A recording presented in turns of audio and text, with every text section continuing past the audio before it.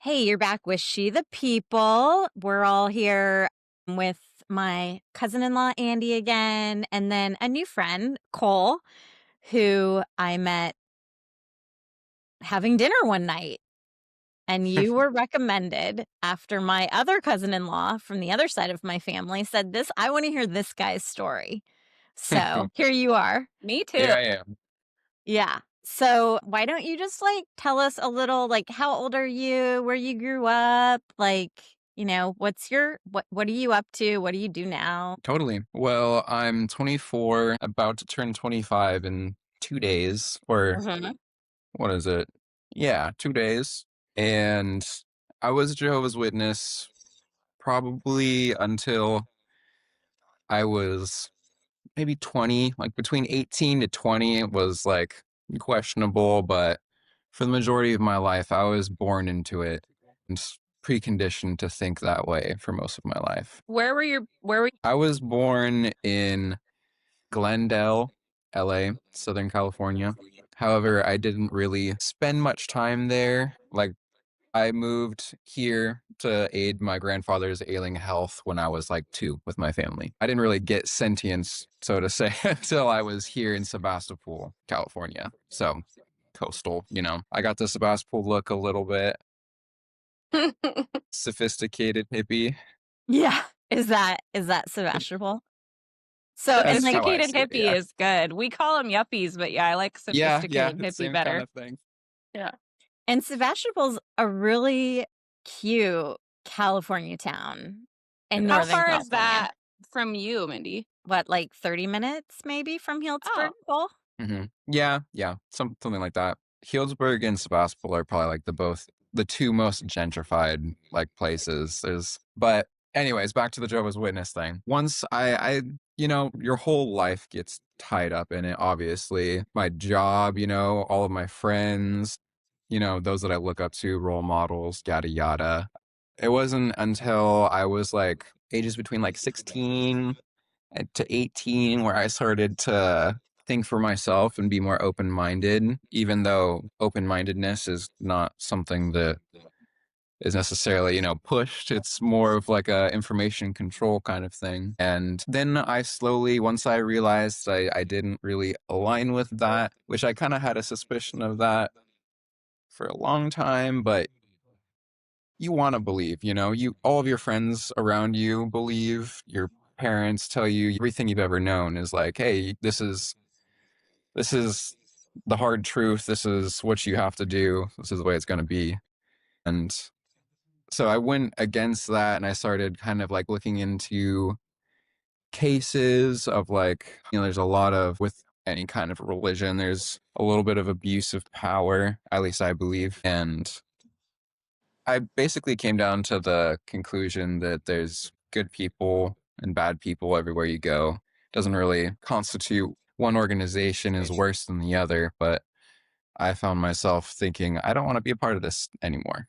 And that was the nice way that I put it to my parents when I finally told them, hey, I'm not for this. What are the main, I don't even know what, there's the 10 Commandments, or what are the main indoctrinations, or what would you call them for being a Jehovah's Witness? It is a sect of Christianity, so their views very much just align with the Bible and all of the things that basic Christianity would follow as well. but it's like God is here, like the number one, then Jesus is like below God, and then, Yeah, they don't right? believe in the Trinity belief. They believe that Jesus is the Son of God and the Holy Spirit is his magical powers, how he makes things happen. And then who is the creator? They believe that Jehovah, which is the translation from Yahweh, right, in Hebrew, is the creator and the all powerful God. And then, when was it created? I'll try my best to It's okay.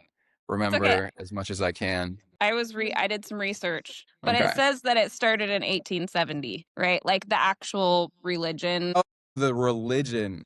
Pardon me. I thought you meant like the creation of the universe. Yeah, it Well, it was is kind of created important to know what they believe. by a fellow named Russell, right? What was his name? Well, it says, yeah, Charles Russell Yeah. basically started it. It kind of like it was during a Bible study of like the normal Christianity following, but then they kind of Mhm. branched off and did their own thing. Yeah. They have pretty similar beliefs to Mormonism as well. However, not as serious on the like drug consumption. Like they're allowed caffeine and alcohol in moderation. Just no blood transfusions. Yeah. That's a Yeah, no-no. if your child is dying and in need of a blood transfusion, they Cup of will coffee and a probably, cigarette.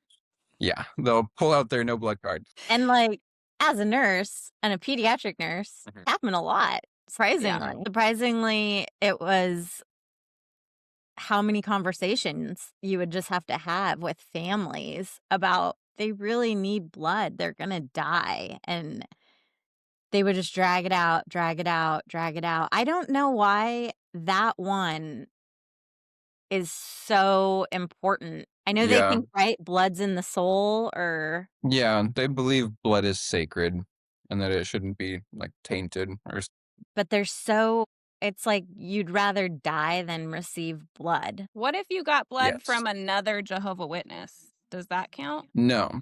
I think that, and I've only just heard this. I don't know if this is true, but I've heard that some people have started taking their own blood This and is true. then using, like, storing it so that if Yeah. they need it, they can use their own blood.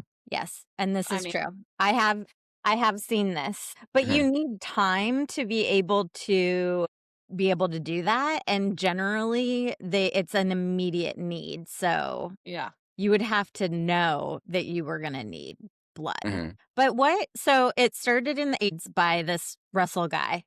Mhm. You know, like, where does it differ a lot? Like, as far as what I see about Jehovah's Witnesses, it just seems like they are much more stringent about, like, the rules are, like, a lot more rules, there's a lot more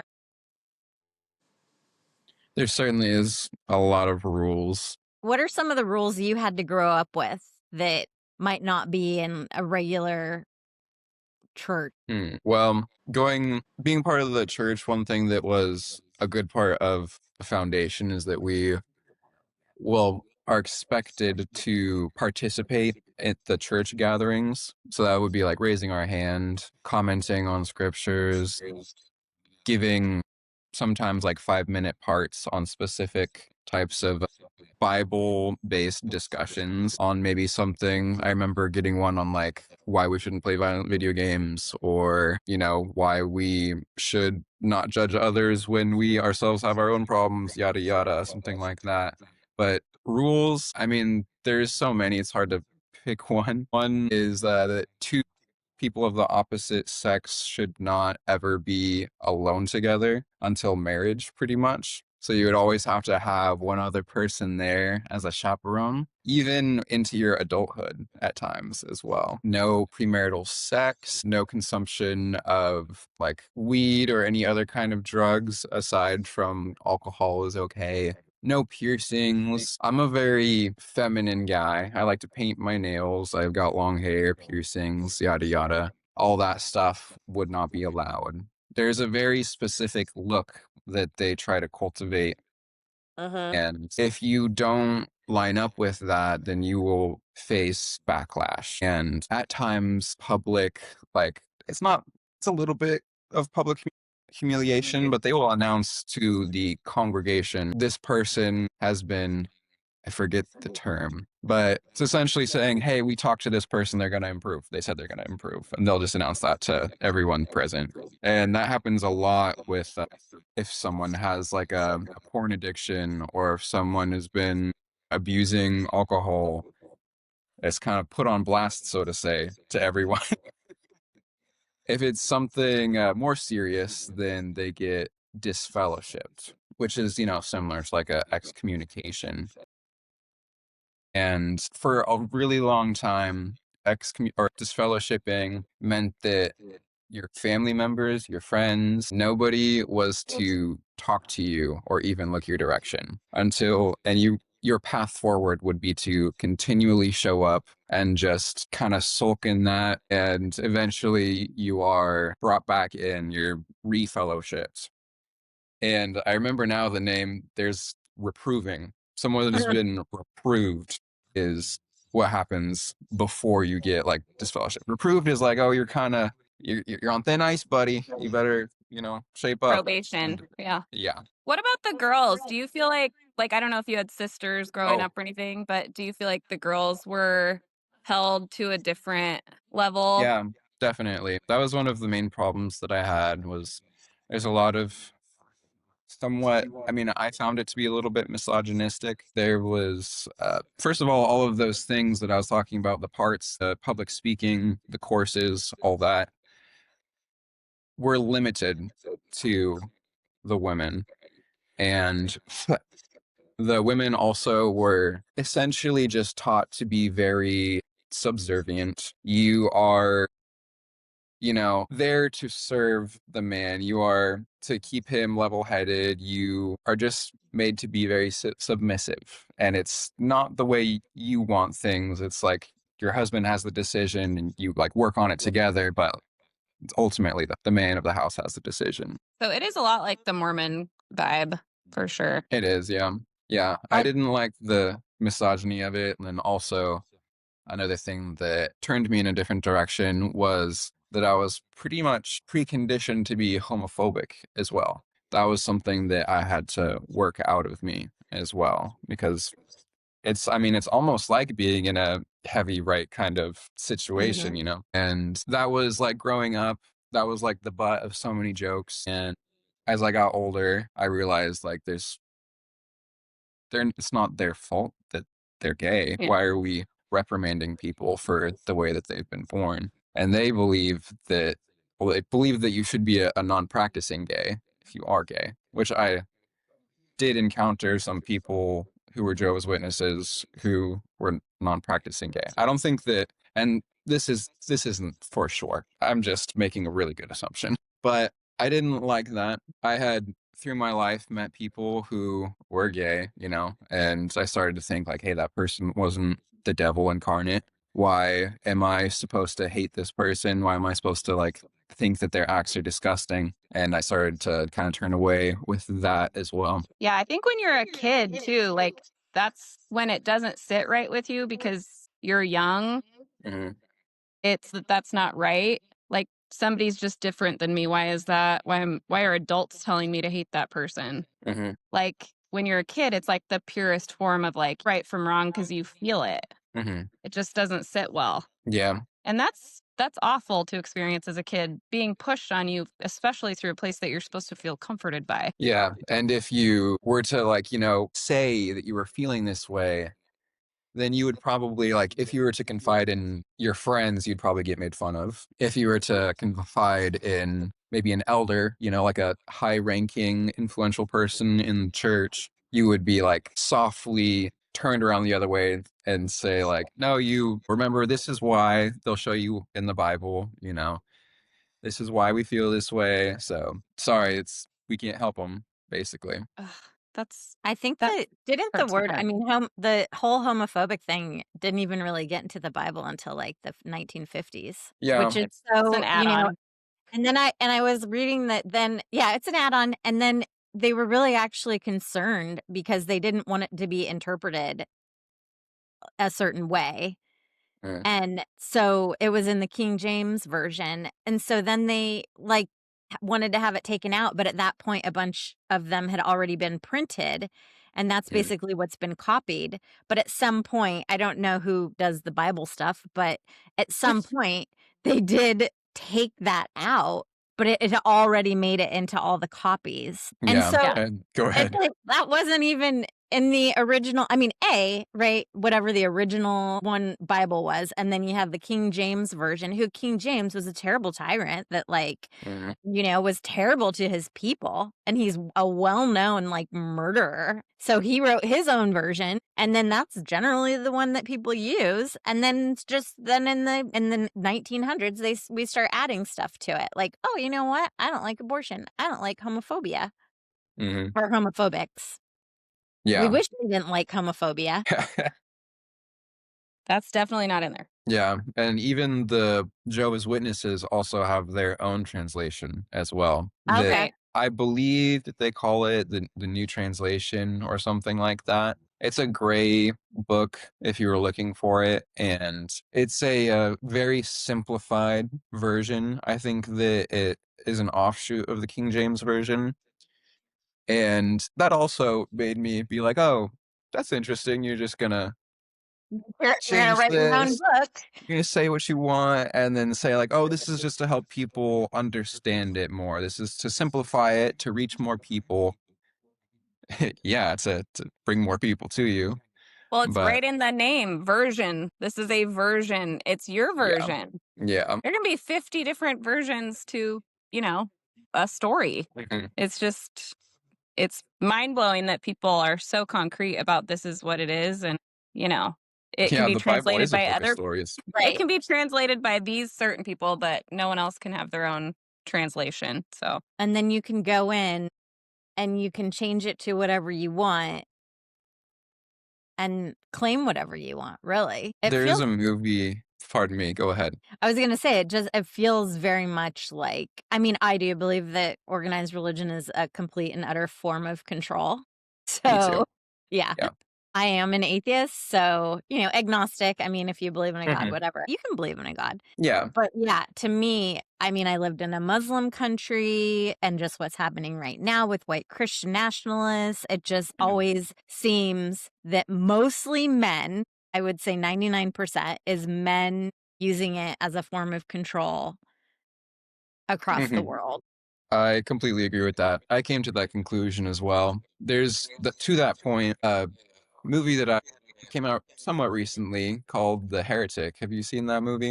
Yeah, I did. That gives an awesome comparison of how Really. if we say like this is the Bible and compare it to Monopoly, there's the original one and then there's all the offshoots, like the themed monopolies which like go down to all the different kinds of Bible translations, and there's so many different correlations between the Korah, the Bible, obviously the Book of Mormon, which is very similar as well. All these things essentially boil down to control of people. Yeah. Isn't it? It was so. Have you seen that movie, Andy?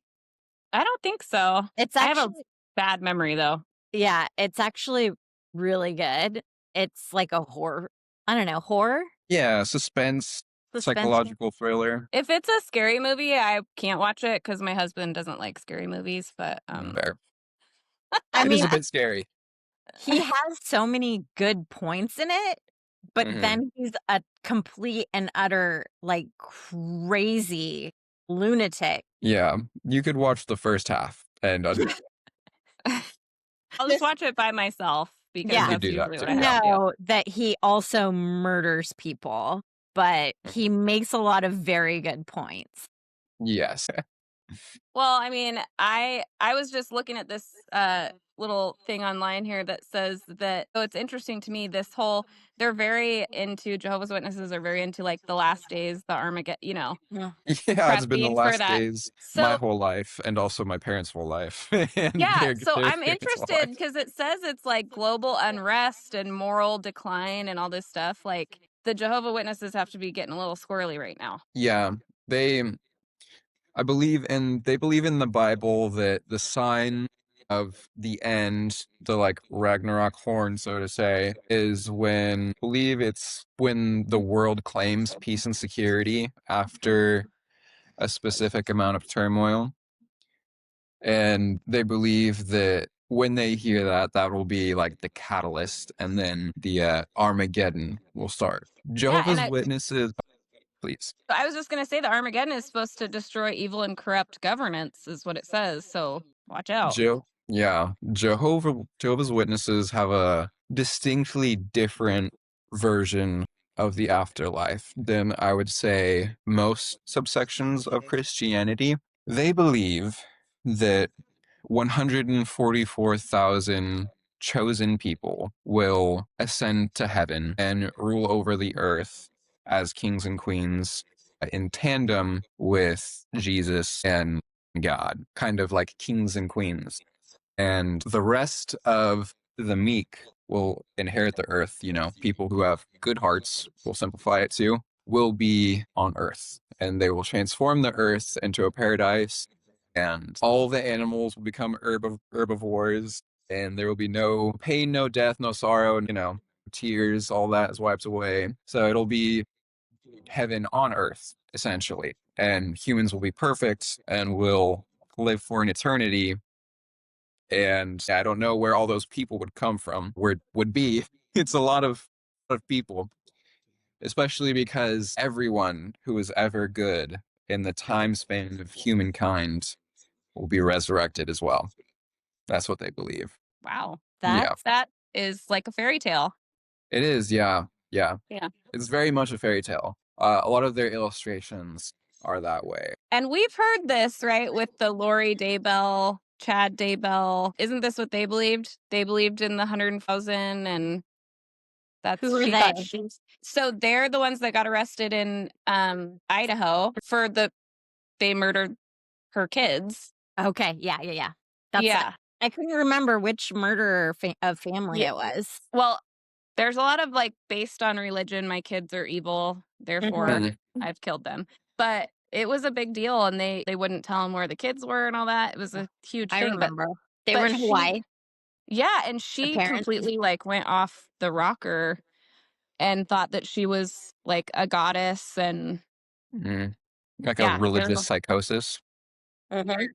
Mhm. It's actually part of a like delusional disorder. well, I mean, with some serious consequences. Yeah, Mhm. You can yeah. be Yeah, delusional all you want as long as you're not. Violent. harming others. Yeah. Yeah. It's 144,000 is a number that I see pop up a lot in religious context. Probably because it's in the Bible. is So it it could be Jehovah Witness, why could be Mormon. yeah, Mm. why do you know why 144,000? My scripture knowledge is fading. However, I remember something in the book of Revelation about there being 144,000, and I believe it's maybe sheep or something that they referred to, and the Jehovah's Witnesses have deduced for themselves that that must mean those who just have this mark. Like I think I only saw like one or two of these people with the mark, It's almost like, have you ever heard of the mark of the beast? Mm-mm. Yeah. Yeah. It's like, a servant of Satan or Lucifer or whatever. It's almost like the opposite of that. These people, they just know that they are one of these 144,000. There isn't necessarily a way there's no proof, we believe them. I wonder if it's And mostly mediocre white men yeah, I mean, that's definitely who's at the Or top, women. but I yeah, just see a lot of mediocre white men with complexes or yeah. say I'm my time as Jehovah's Witness. I started dating pretty young when I was like 16. Well, I suppose that's maybe young for a Jehovah's Witness, but and that's allowed. yeah. And well, not really. I wasn't a model. I mean, I'm a bit of a pariah, I guess you could say. My father was an elder, so he had high standing and a lot of responsibilities within the congregation. There's so much terminology that I'm trying to like work around, but I might just like collapse and give it all to you. There's like the congregation, Kingdom Hall, elders, stereo servants are people who are active below an elder as well. Ugh, there's so much to talk about. Pardon me, I lost my train of thought. We were You were talking dating about you dating. Thank you. 16. Yeah, at 16. Onwards since then, I think that I had 3 girlfriends that were Jehovah's Witnesses, and all 3 of them had been taken advantage of sexually by someone in a place of power, within the congregation. And they weren't the only ones that I had heard of either that had been molested or raped or touched and told to keep quiet because the other person had the power to ruin their life. It's a scary amount. All 3. Like, that's what I'm shocked about. All 3 Yeah. girls. 100% of the girls you dated that were Jehovah's Witnesses were Yeah. sexually assaulted by men in positions of power within the church. And that is not even counting my friends as well. I had a lot of friends. That was an advantage that being a Jehovah's Witness gave to me was I instantly had a network to find many people my age who had similar interests, you know? But yeah, it was And did you I had guys a talk big about it? circle. No, not I didn't it was like, yeah, it's messed up, but what are we gonna do? We can't really do anything about it. Like, we're just kids, basically. 'Cause the And then elders it comes obviously know, right? yes, yeah. And there's been situations, this isn't I don't wanna, like it's hard for me not to paint a bad picture. A lot of Jehovah's Witnesses are really sincere people, and they have a very kill 'em with kindness kind of attitude. Most of them are very good, but, like I said before, there's good and wicked everywhere. Mhm. I had a lot of animosity and hate for the organization when I first left, but that has kind of faded away from me. And my best friend has a really good motto to live by, which is live and let live. You do your thing, I'll do my thing, and we don't have to get in each other's faces about it within a certain degree, unless you're hurting people. Well, and it only affects you at that point, right? I mean, you've already distanced yourself and Hmm. taken that part out of your life. So if you're just sitting there, anger is hard to get rid of. But once you Yeah. can, I mean, it's just an improvement for Hmm. yourself. It's It's very also true. part of, like, grief, and you basically were going through, like, an immense realization and then loss, so Yeah. Yeah. It's crazy thinking that you spent your entire childhood doing that, like, not allowed to do sports because you can't hang out with other kids who aren't within the church. There were so many times when people, like, invited me to hang out, and I was like, I really wanted to, but I couldn't because they weren't Jehovah's Witness. The, like, teachers always ask me to do, like, after-school activities, but any kind of exposure to the outside world is not looked kindly on, and they want to keep you in your little bubble. well, that's how they control you. Yeah. And so back to the molestation, that is like obviously there's so many cases, some that have gotten big, it's very common, obviously. Is that just within your church, like, in Sebastopol? That was not within there I think that there was instances, I don't know a lot about those instances within my personal congregation, but these were from as far out as, like, Vacaville and Petaluma and surrounding cities in Sonoma County. So, like, within a Still a small area. Yeah, yeah, I mean, yeah. it's not like the United States of America. It's within a part of California. Did you go State. to Yeah. yeah.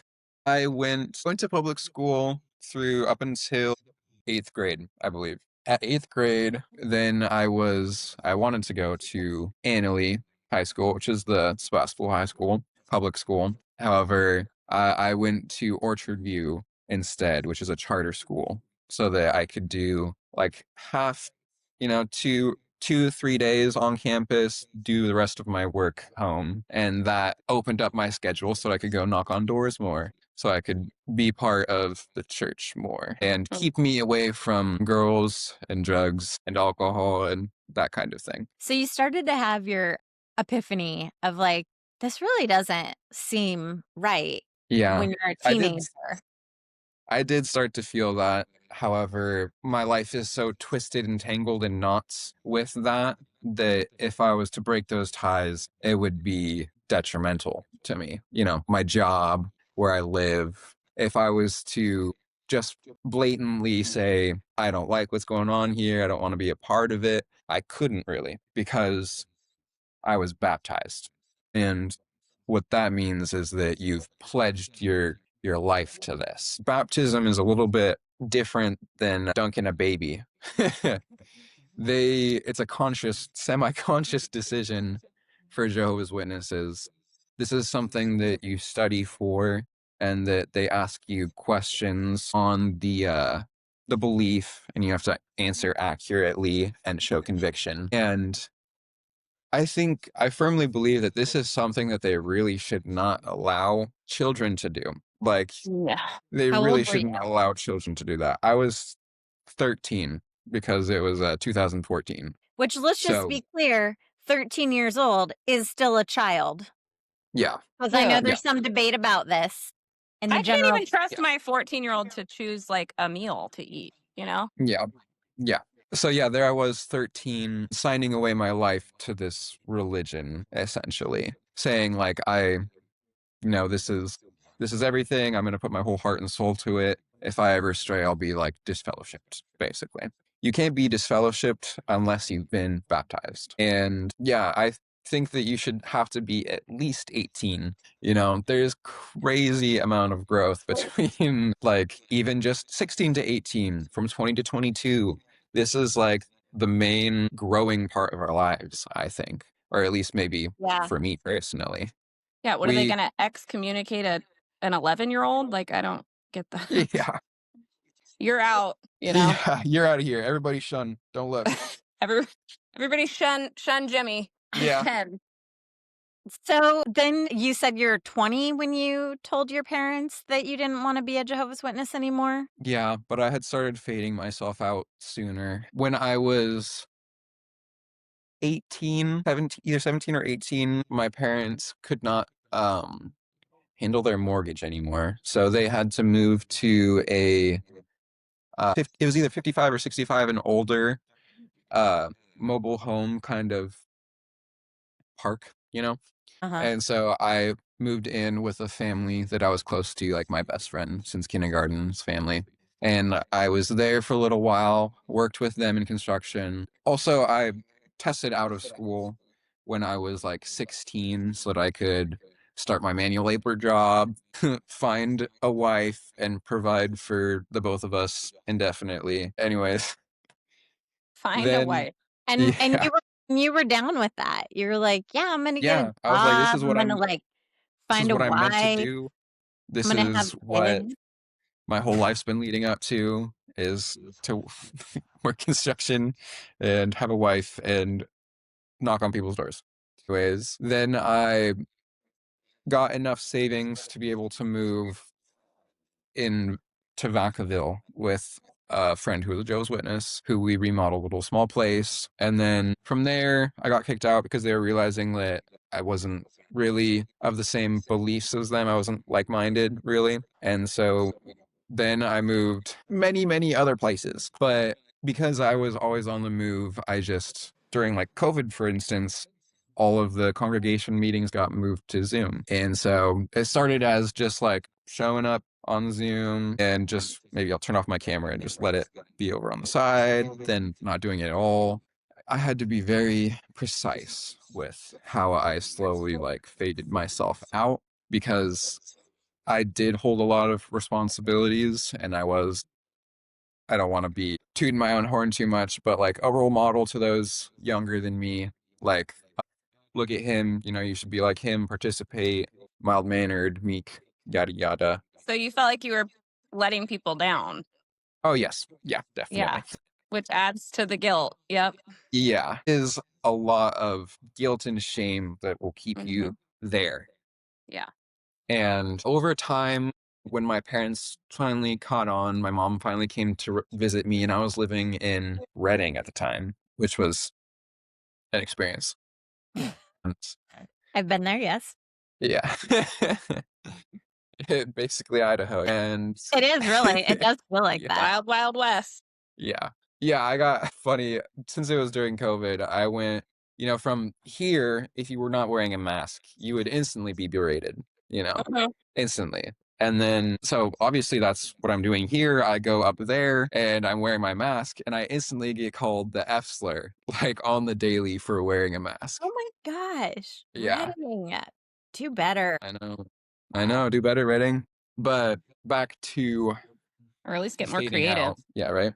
Heard that one before. I paint my Yeah. nails. Wait, come on. I mean, Well, the only get thing we some, could come up with, get they a look Yeah. little at you and they're creative. like, Yeah, "Oh, come on. I've heard that one many times. yeah." Anyways, the fading out. My mom finally caught on and she came and visited me, and I basically just had to tell her, "Mom, I love you. You can believe what you want to believe, but this doesn't feel right in my heart. I feel this specific not, I feel like I'm doing something that isn't true to myself. And I know that you love this and this is everything to you. but it's not for me. And I don't feel like I'm being true to myself being associated with these people. And she eventually came to accept that. That's good. So Yeah, it you was, still have a relationship with your parents? I do. I've got a small relationship with my parents. My parents are bound together by the Bible.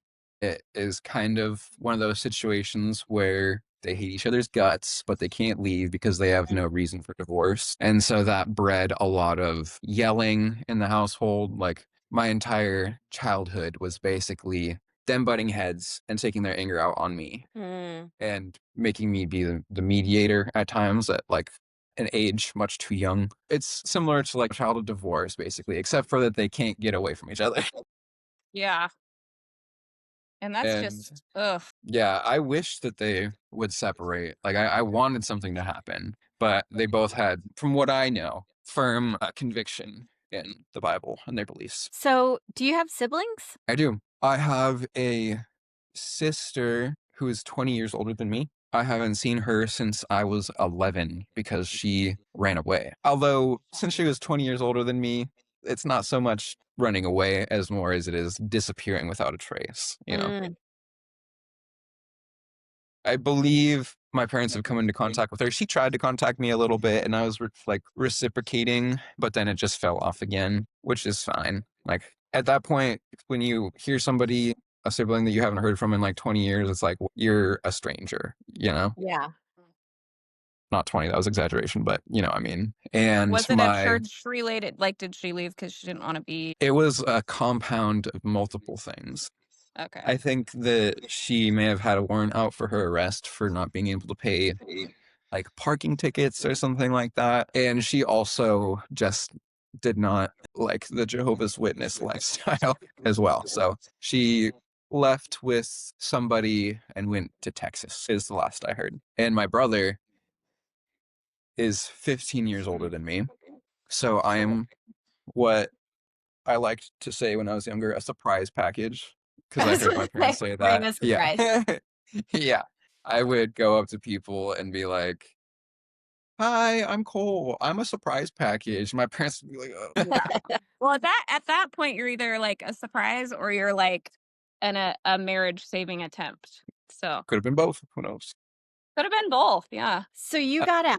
yeah, my brother is makes me really sad. I'm actually really, really worried for him. Mhm. Uh, he struggles with depression a lot, Mhm. and it took him a long time to even admit that to my mother. And I don't blame him. I go through the same things, and it's even harder when you're in there and everyone else is like comically happy around you. And that's kind of something that just isn't talked about. It's almost like kind of like a taboo Mhm. because if you commit suicide, you are not allowed to be resurrected or like have the afterlife. So it's crazy. Like one of my best friends killed himself when I was 18 or so, and he was someone that I grew up with, and he was just not given a funeral or any kind of remembrance or anything like that. And it it was like laid down to us kids who were friends of him to give him any kind of send off or kind words in his honor Wow. because the It's church heartbreaking. wouldn't hold a service for him. Yeah. How And how can you be a person, a faith, an organization that is religious and, is spreading the word and, love and kindness and all this stuff and do something like that? I mhm, just Very how can that even be in the same contrary. yeah. and not help or address the issue before anything happens? Hmm. Ignore it, and then when it happens, you're punished. Hmm. It just blows my Yeah. mind. I would bet that mental health problems are pretty high in Mormonism, Jehovah's like anything where there's an incredibly controlling religion. I would And imagine that. stigma, like, you can't be like that. It's hard to talk about, definitely. Yeah.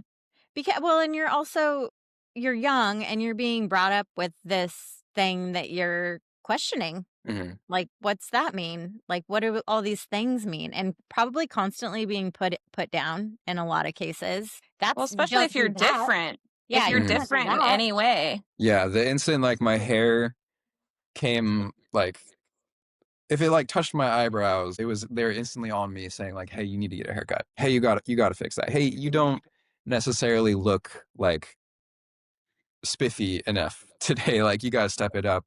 Like, a lot of expectations, And especially. self-expression and autonomy is like a huge part of being a teenager and starting into young adulthood. It's like the most important thing to you. It's Yeah. And also so, important for growth and maturity. yeah, and Mhm. to constantly being just to be pushed back down, that itself would create so much depression. I can't imagine. Definitely. Yeah, I've struggled with it like my whole life, but I've found good coping mechanisms and I have wonderful friends. That's another hard thing was that when I left, all of my friends, I had a really big like group of friends, like upwards of like 20 kinds of like guys or girls that I could call at any time of the night and say like I need to be picked up my car and they'd be there, dependable friends who said like, "Hey, nothing will ever tear us apart. We're brothers or, you're my family." That kind of stuff, like grew up together, experienced all kinds of traumas, happy times, sad times, lived our lives together. And then when I decided that it wasn't for me, just cut all contact with me. Yeah, I wonder what they go through They too. a lot of them it's sad, it's grieving because It's got to be they view it as I've just died. Like right. I've literally just died and I will not be there to live forever with them and all that. Yeah. I and every now and then, one of them will get drunk and they'll call me, like I just miss you so much.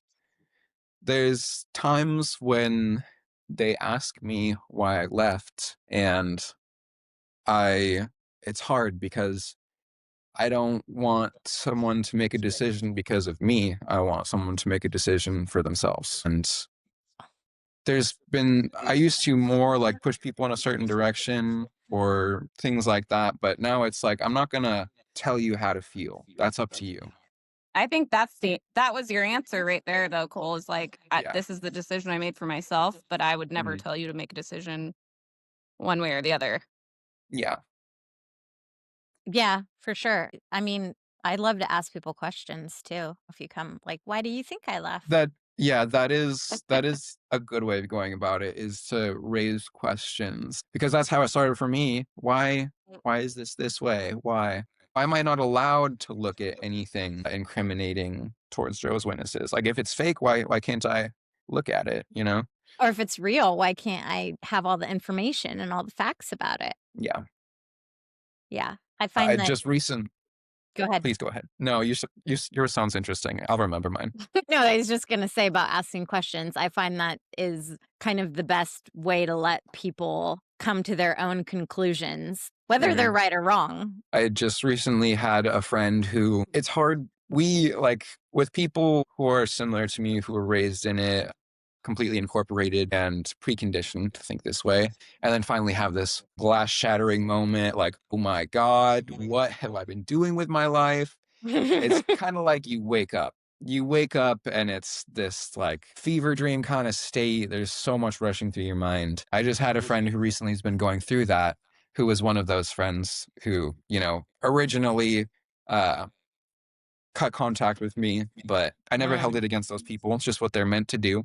They'd get in trouble for talking to me. And he is so filled with with anger right now. Mhm. It's I've been helping him write a hardcore album about it and it's really awesome to see. It's also kind of like he's getting this out in a very healthy way, like a lot more healthy than I did. It's really really nice to see when somebody does like wake up and they're like, oh my God, I should have listened to you. I don't know what I was doing with my life. Like I can't believe it got this bad. So that's awesome to see. Yeah, yeah, that has to. you guys were in the Matrix. Yeah, yeah, it does really feel like that. Mhm. Mm-hmm. Can't. I mean, it feels like Mindy knows I like I watch reality TV because I stay at home with a toddler. But It's good. I It watch. makes you feel good. Well, it gives me a little dose of drama when I have none. Yeah. Drama with a 3-year-old is different than like adult drama. It doesn't give you the same sense of like. But there's a Mormon like housewife chick that left the church and she got like totally cut off, and her family like wouldn't talk to her, and they've slowly been, now she has like a cousin or like a cousin's kid, Mm-hmm. and like these family members are kind of like trickling Mm. out of the religion and like contacting her, and it is one of the coolest things to see. I never thought I'd see something like that, Mm-hmm. deep on reality TV, but I've cried before. Like her brother finally left and like got in contact with her, and it was just like they finally got to have a funeral for her dad, like because she wasn't allowed to go to the real funeral.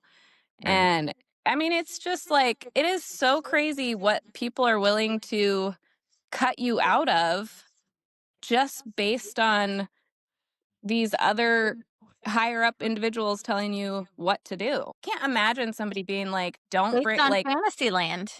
yeah. And it's like, don't invite our daughter to the funeral of her father, like, because Yeah. we're part of this religion. That is nuts to me. Mm-hmm. And so when I saw that, I was like, "Oh, it makes you feel so much like there can be some good out of it." Mm-hmm. So it probably feels good when your friends are like, It's holy the best shit. feeling in the world. Yeah. It's Yeah. awesome. Well, and it's nice that you've gone through it and you can be there for them Mm-hmm. because you probably didn't have anybody. It sounds like you did it on your own. Yeah, I did do it on my own. I moved to Reading to escape my family and to escape eyes, basically. And you ended And up in white trash capital of California. yeah, I was trying to make it to Oregon, didn't make it. I fell short. Different. Yeah. But yeah, I forged papers to get an apartment, and once I had the apartment, I got an entry-level job as a busser at a restaurant, and I literally ate leftover kids' cheese pizzas to keep myself fed. There was like garlic knots as well those were my like jackpot when those got left at the table, when people ordered too much. Carbs. And yeah, I just lived off of those like extra carbs while I used my minimum wage job to pay my rent. And I eventually, because I'm again not trying to toot my own horn, but can be pretty charismatic because of the values instilled in me when I was young. A lot of respect, a lot of manners, Mhm. those are good things that came out of the way I was raised. So I mean, I'm built to be persuasive. I went door to door trying Right. to convince people to join my cause. As a child, there would be times where I had like return visits, which is people who show any kind of inkling of interest. And I would go over there with like someone older than me, but like sit there and talk with them about the Bible and like answer their questions and whatnot. So those skills I'm thankful for. I worked up to being a server, and then once I was serving, I made better money and I could afford more amenities and like more, I want to say luxuries, but basic necessities. Like, Yeah.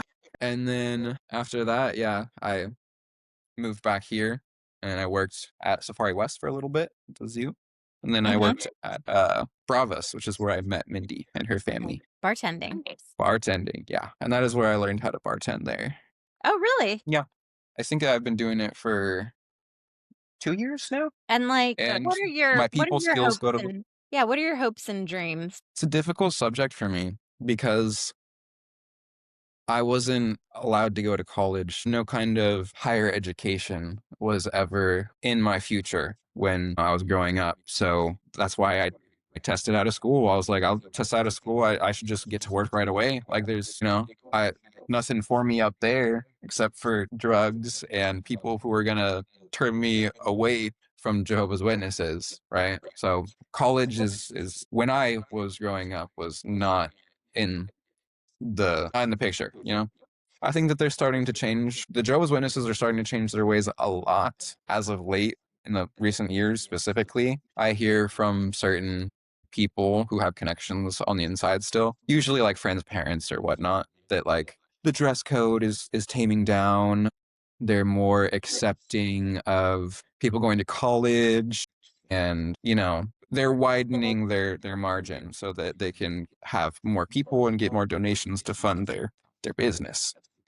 And anyways, since I wasn't really allowed to think about college, it wasn't on my mind. It wasn't until I was like pretty recently, like 21, 22, like, hey, what am I doing with my life? Am I going to do this the rest of, like, I have skills and talents that could be useful in other ways. Like, how can I get myself there?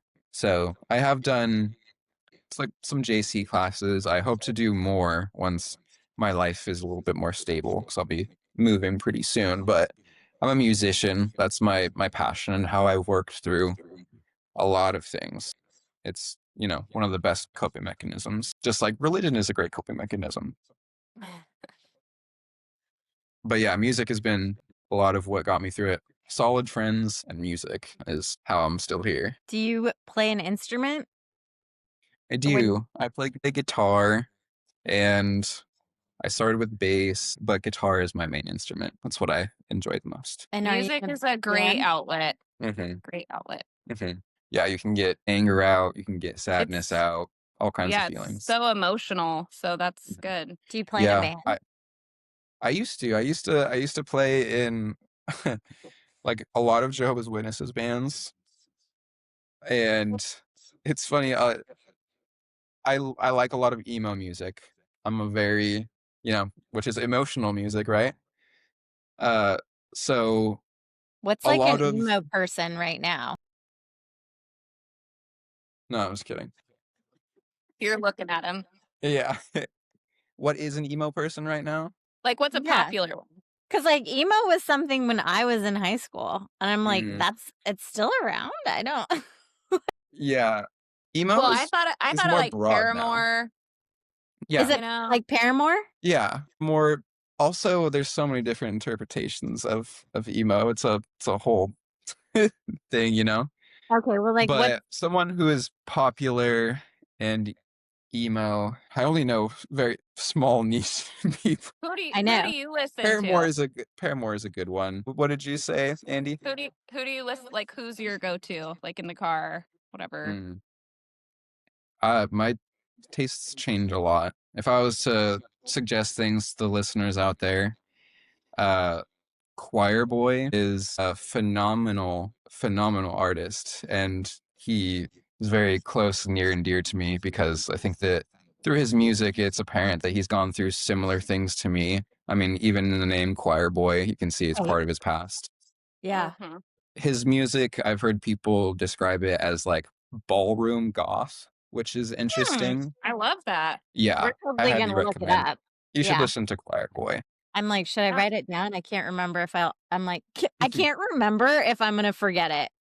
Yeah, I have to write everything down. It's too many That's can your catch into clue, one. Mindy. That's your clue. That's your clue right there. Yeah.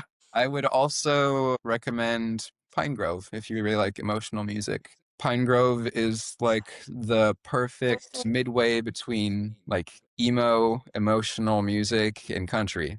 Like that sounds kind of Oh crazy. wow, these are like interesting combinations. No, I do like the new kind of combos that are happening where there's like a little bit of like rock, Hmm. like country. They're mixing it with all kinds of stuff. It's kind of funny how like Joe's Witnesses, the youth as a whole, their genre is kind of emo because it's what they relate to, Because most of them on the inside are deeply sad. And Oh, so yeah. they gravitate towards that kind of music. It's Yeah. so hard because, like, I mean, in a perfect world, in my opinion, children would be encouraged to like be themselves and be in nature.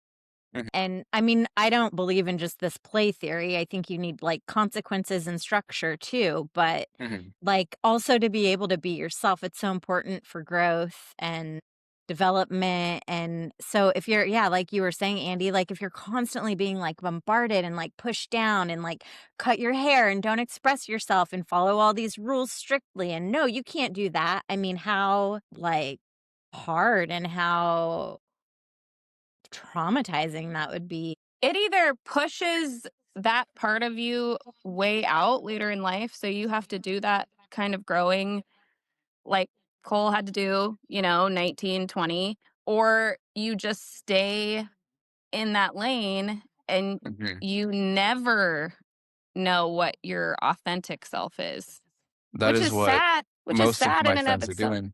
Yeah, I Yeah, mean, that's, like, heartbreaking, and I think that it's it's kinda one of those things, and I hate to say it, but it's like misery loves company, you know? Mhm. It's true. So, I just can't imagine feeling that way and then knocking on somebody's door to be like, "You should do what I'm doing.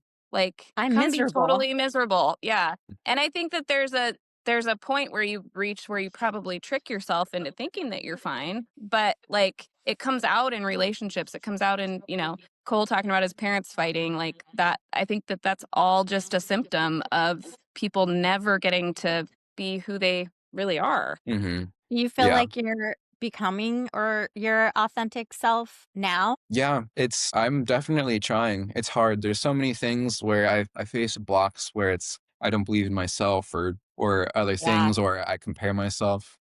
But another thing that is easy to fall victim to when you experience things like I've experienced is that you romanticize the sadness and the pain because it's what you know and you're comfortable with, and it becomes hard to move away from what you're comfortable with. Yeah, totally. Is that you feel like you had a lot of sadness and pain growing up, and so you romanticized it, like, as a young person? Yeah, even still, I kind of struggle with it.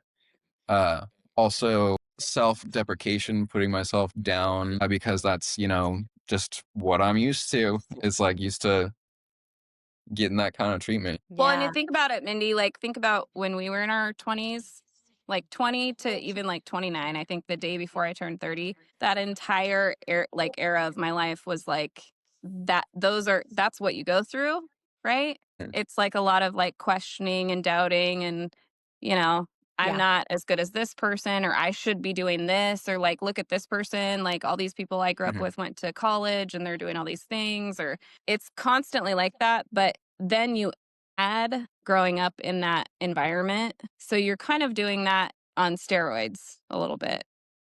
yeah. mhm.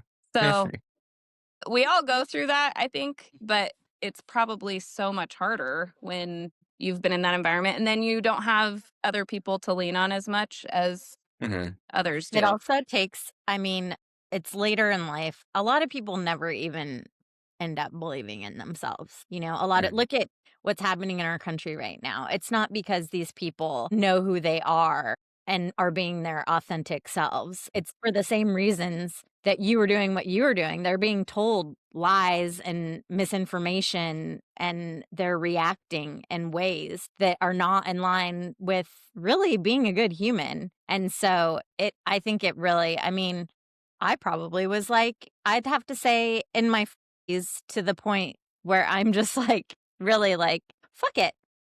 I Yeah, don't care Yeah. anymore. nobody's looking at me. Yeah, I'm You're just, in your I'm like, own head about it. I don't need a man as a woman. Actually, I'm fine. Thank you very much. Like, Mhm. I'm tired of listening to people tell me I should get married or you're going to be alone or da da da da. And I'm like, you know what? I'm actually happiest that way. So just fuck it. I Period. mean, yeah. I mean, and then just believing in yourself and like having like, I can do that. We do because there's a lot like Andy was saying, there's a lot of self-doubt all the time. I think when I Mhm. finally got to my 40s, but I don't think a lot of people get there. I think when I finally got to my 40s, it really felt like I have a voice, I have something to say, I'm important, I'm a good person. I really started believing in myself. Like I am somebody in this world that should be here. And that really didn't come And until people wanna hear what you have to say. Mhm. thanks. Well, I Yeah. mean, it's true, like, I think that's the hardest part for me is, like, watching all the people that just are going along with certain things that are happening right now, or even engaging in it and being part of it. It's, like, a lot of just the normal, everyday, average person that's doing that. I think it's so many of those people are the people that have no identity. So it's, Yeah. like, where can I find other people, like, that just will take me in if I say I hate homosexuals too, like, "Oh, there's a whole group? All I have Yeah. to say is I that, and fit then in I'm now. it's the easiest path. It's the path of least resistance, and it's sad as fuck. Like, I think Yeah. it's horribly, it's like an epidemic. Like, we talked about like male loneliness and stuff.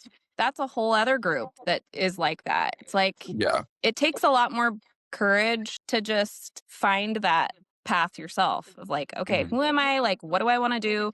What's the message I want to put out there? And like, how do I want to leave my path?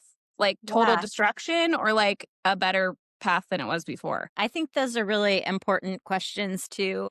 I don't know if you ask yourself these questions as a young person, but I mean, I'm a big fan also of vision boards. So Mm. if you ever, I really am.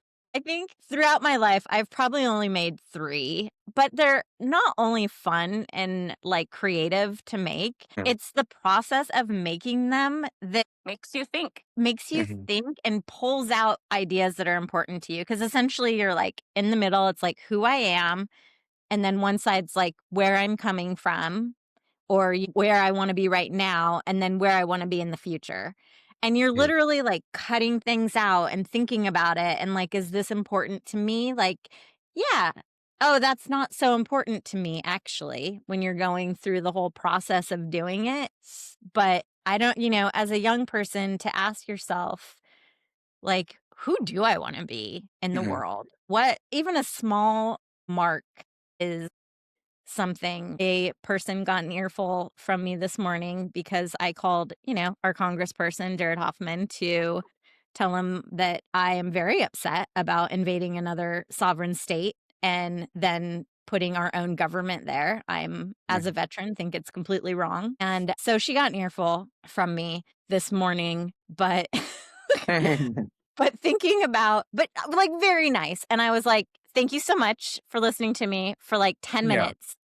But I was thinking too, because I said, you sound like a young person. You sound like you probably have great ideals and you probably want really great things for this country. And that's why you're doing what you're doing. And this is a Mhm. terrible time to be here right now. It's not a country that I'm proud of as someone, that's a veteran. Like, I'm not proud of where we've gone in this country right now. But one of the things I just was thinking about after talking to her is also that I think is so important. A lesson that I learned is being in the Peace Corps, you go in, you're like, I'm going to change the world. Like, I'm going to change so many people's lives. Like, I'm going to bring all these things to these people that don't have things. And in the reality of it, I gained more than I could have ever given to anyone there. And not only that, but I came out of that. If I could have just made one person's life better, that's Mhm. enough.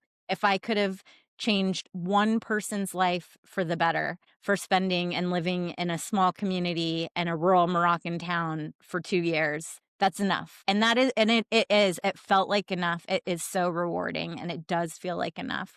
So you don't have to have these like grandiose ideas of, but yeah, like how do you want to move through the world? How do you want to be in the world? How do you want to be viewed in the world? The Yeah. impact too, small or large, matters. It is tough having my past somewhat sometimes, or actually a lot of times I withhold the information of my past, how I was raised, because I hate having being prejudged, Preconceived. preconceived, exactly, for those beliefs. So a lot of times I don't tell people for a long time. And then when I finally do, they're like, what? I never would have guessed that you were like that before. But I love what you're saying. Love being a bartender is great because of how often I get to hear, you just made my night. You know, Yeah. probably the most special part of my job is being able to make friends, make connections like this one, and just honestly hearing, you made my night, you made my week, you made my day, whatever it is, that makes it worth being there for where I am right now. And I always love thinking, why not? Why not jump on a podcast? Why not Yeah. give this random person flowers? Why not compliment this random person? Use your free will. I'm very grateful for my free will because it didn't feel like I had it for a long time. I bet. I mean, you do seem from few interactions I've had with you like a person that moves through the world that is kind to other people. And that is a good person.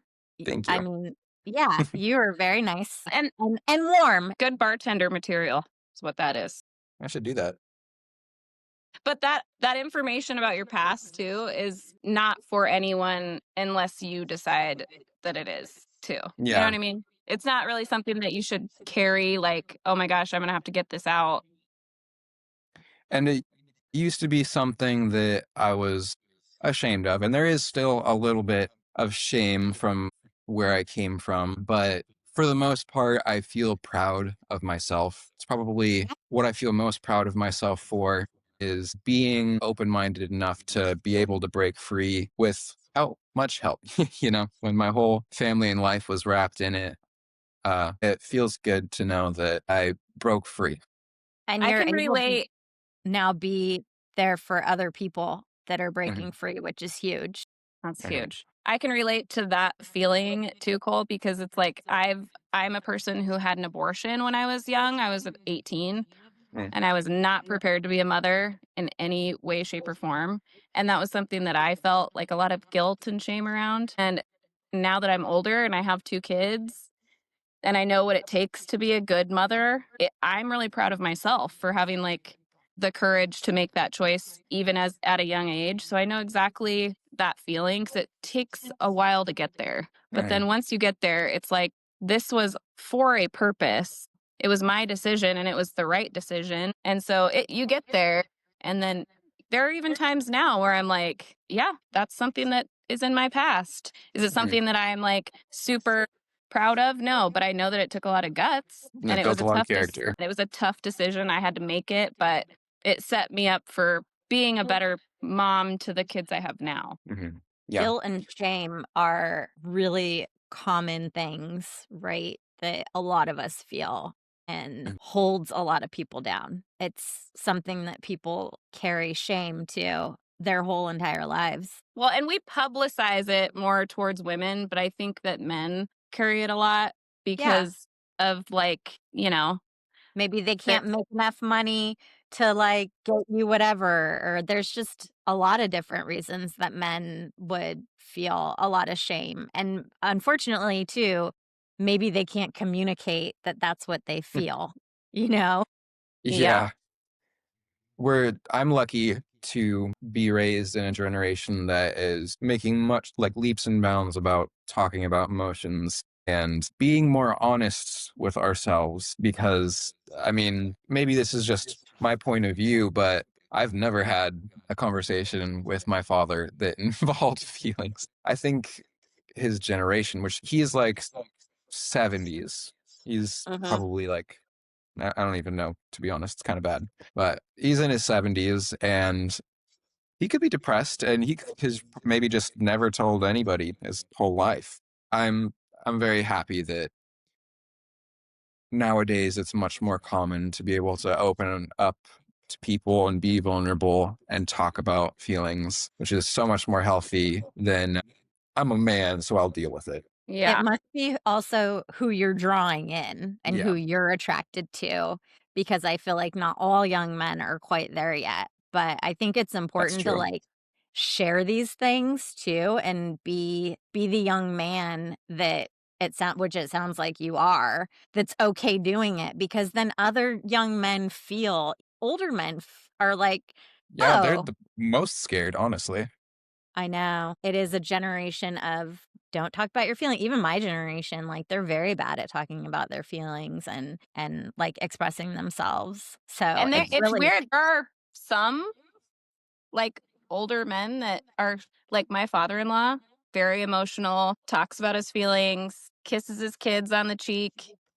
And my husband now is the exact same way. Super emotional, super in touch, not super emotional, but very in touch with his emotions, like good at communicating those. So there are a few that yeah, that got mixed in there. It trickled Mhm, down. Like it can mhm. happen, but I think it's all about how we raise our kids too. And my sister has two boys and she might have gone the extreme way because those boys are super in touch with their emotions, like sometimes too forgot. much. Yeah.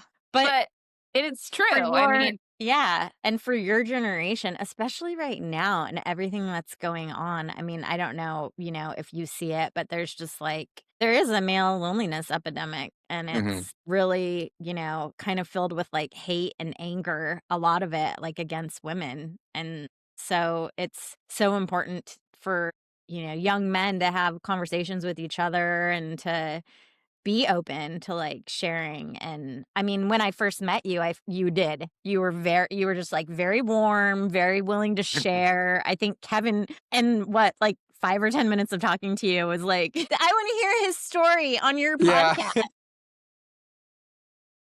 Well, it's and an you were like, interesting one, "Yeah, okay."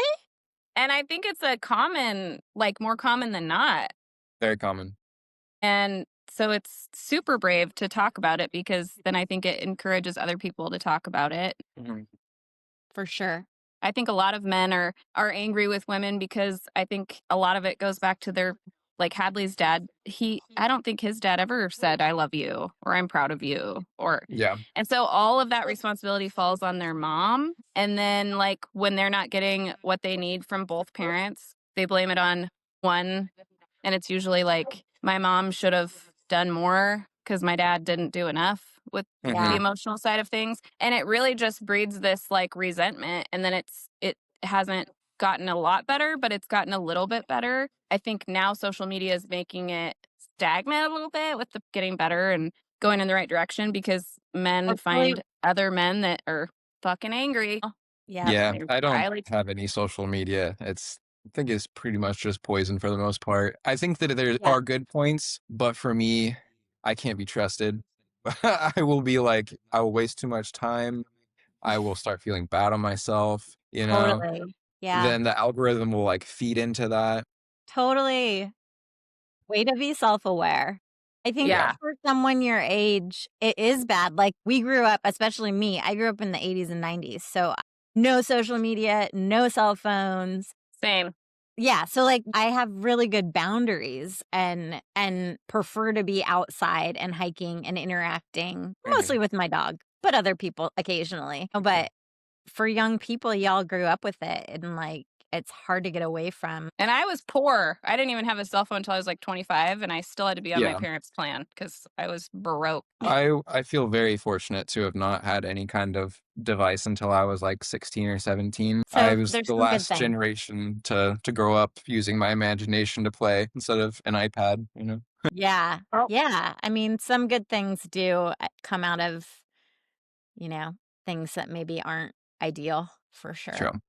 The But good part of social media is I get to read Idaho State News, which is like yes, all across, the state I live in, or like people's opinions on it. And when I read people's opinions on it that are like mine, I'm like, oh, I'm not so alone. I'm not, yeah, Thank not God. alone. Feel seen.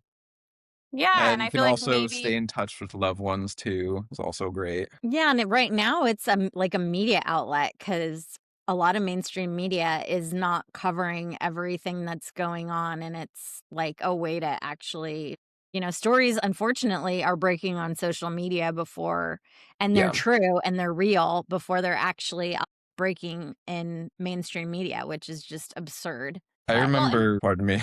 Go I was ahead, just going to Andy. say one thing I've been pushing for like the school districts around here is to have a class that teaches oh yeah, about social media and using it and the harms and the, Mhm. safety and misinformation and facts. misinformation and Yeah, comparing.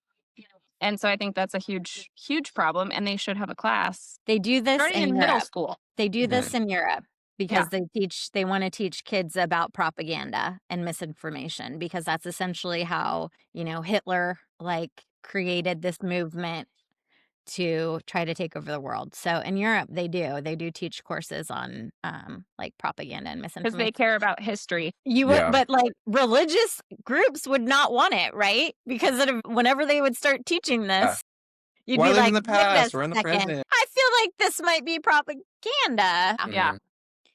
We Cole, live for the now. I'm gonna wrap this up, but I just want to thank you so much. Thanks for being so open Of and course. like sharing about your upbringing and your history. And Yep. yeah, It was lovely Yeah. talking to both of Well, I you. think you're super brave, Cole. Thank you. It's always takes a lot of guts to do something like that, but it's important. Thank you. I hope that others follow and do it their own way as well. Thank you so much. It was Of really nice course. having you, and happy birthday. Thank you very much. Yeah, have a good I birthday. can finally rent a car. My gosh, quarter of a Woo! century. Yeah. Isn't that such a weird thing? And, like, also rent hotel rooms and at some hotels, sometimes you have to be 25. Well, I will be keeping my eyes Growing out up. for the nice hotels then. You are growing up, sir. Yeah, I've Growing up. got no holds barred anymore, you know? Yep, nothing's holding you back. Well, thanks for having me back too, Mindy. All right, thank you, Cole. Thank you, Andy. Thank This you, has been Mindy. another episode of She the People, and we hope you enjoyed it. And yeah, we'll talk to you soon. All right, Bye. guys. Thank you so much. Bye. Thanks, Cole. I'll see you. Okay. I'll see You're you soon. welcome. Until next time, Mindy, have a Yep. wonderful day. Okay, you too. Thank you.